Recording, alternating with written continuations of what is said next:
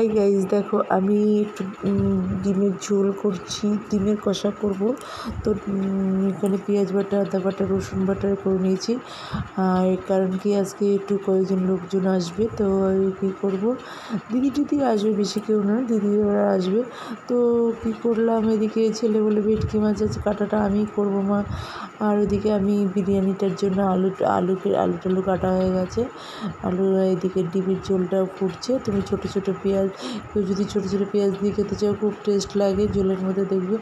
আর আলু ভাজাটা ভাজছি, আমি ভেজে রাখছি। এদিকে ছেলে কাটাগুলো ভেজে নিচ্ছে। তো ওকে বললাম কাটাগুলো ভাজ, ও কাটাগুলো ভাজছে। আমি এদিকে ডিমের ঝোলটা হয়ে নামিয়ে নিয়ে পেঁয়াজ বাটা, আদা বাটা, রসুন বাটা দিয়ে সয়াবিন দিয়ে আলুগুলো দিয়ে আমি ওইদিকে বসাচ্ছি। ওদিকে ফাঁকে কাটাটা রান্না হয়ে গেছে। আমিও এগুলো দিয়ে কষিয়ে নিয়ে দমে দিয়েছি। দেখো আমার বিরিয়ানিও হয়ে গেছে। তো বন্ধুরা, তোমরা যদি কেউ খেয়ে দেখো, খুব ভালো লাগবে সয়াবিন দিয়ে আলু বিরিয়ানি।